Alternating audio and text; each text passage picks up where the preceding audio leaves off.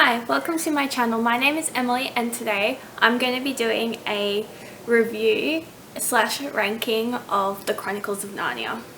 So if you don't know what the Chronicles of Narnia, it is a series written back in the 1950s by C.S. Lewis, who he wrote a series based on Christianity, and look, can't fault the books, but so the books are set in, well, mainly between London, England, and Narnia.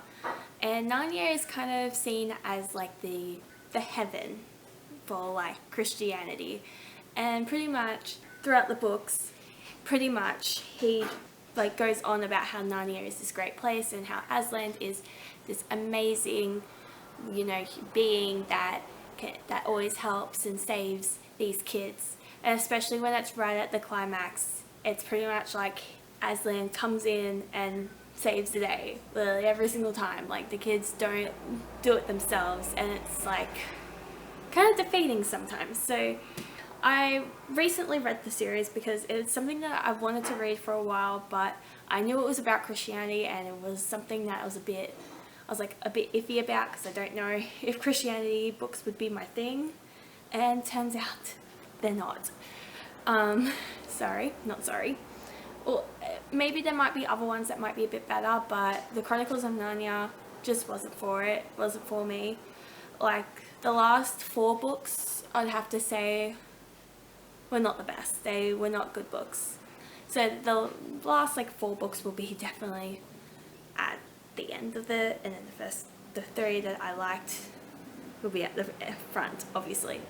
So that's a big spoiler for my ranking, but anyway, just keep on watching and see how I rank the books, and I'll review them each.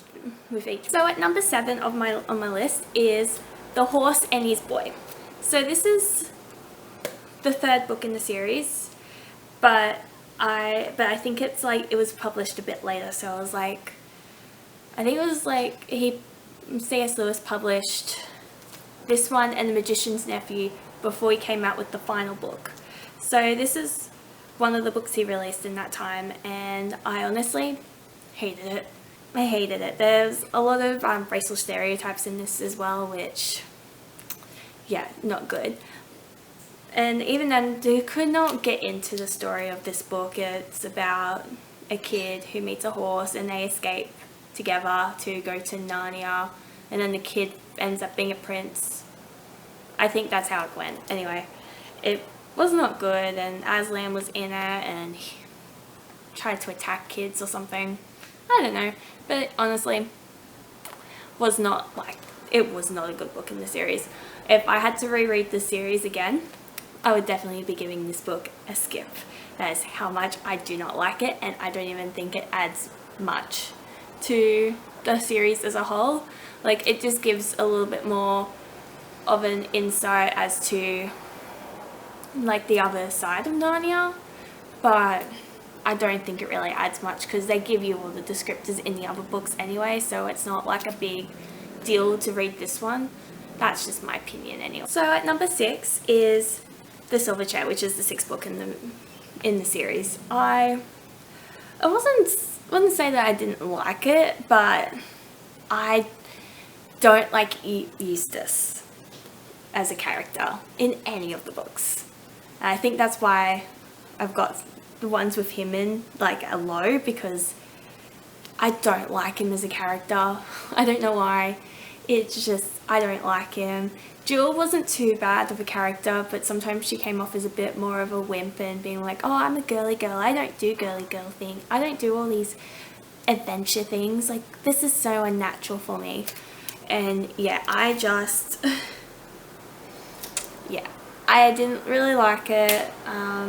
Wasn't really much redeemable stuff about it either. Like the witch in in the first 2 books comes back.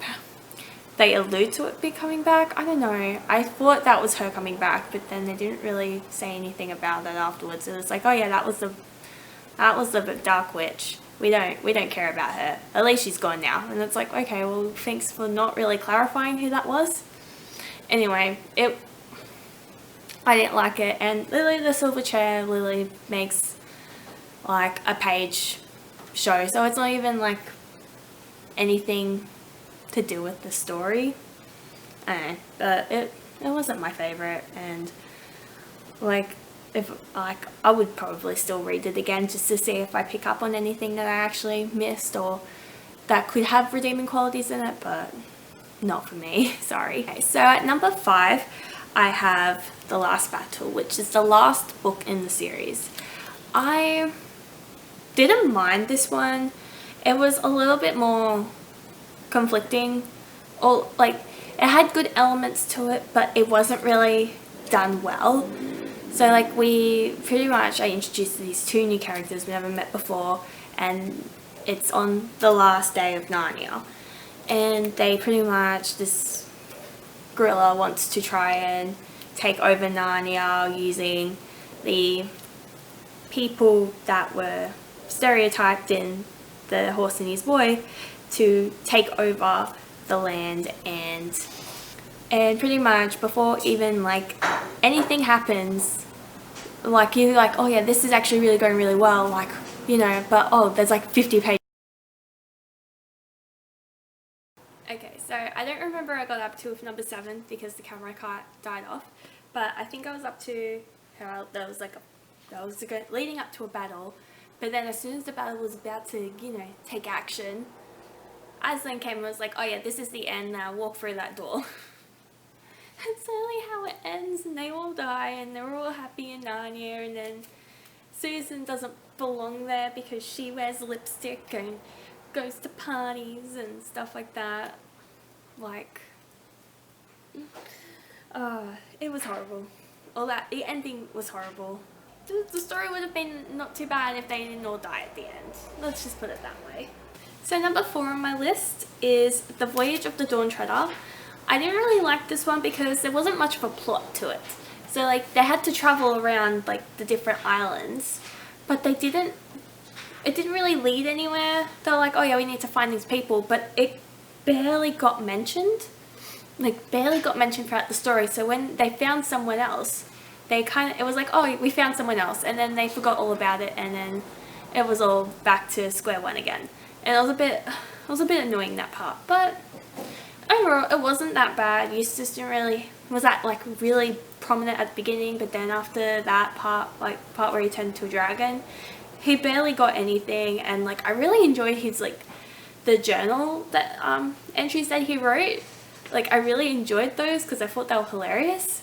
And then after he turned into a dragon, they stopped, and I'm like, it would still be hilarious in some capacity if he was still like angry throughout the whole book and then at the end realizing or something, rather than like in the middle of the book have him realize and then be all happy and chappy and fine with where he is. Like, I don't know, it doesn't seem very realistic to me. So this one's at number 4.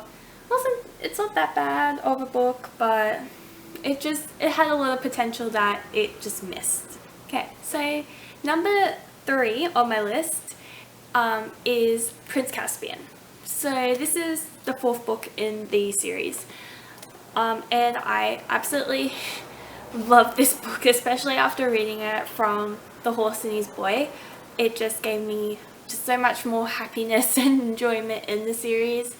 The Horse and Hes Boy is trash in other words for me anyway, but this one just gave me so much more happiness, and I really enjoyed it, and even I enjoyed Prince Caspian as a character, so that's why also like Dawn Treader was also quite hyped, because I liked Prince Caspian. And then Prince Caspian, my camera died on me, so I'm just gonna film the last 2 books. I don't actually know what I got up to with Prince Caspian before it died, so hopefully I got the whole thing in before it died.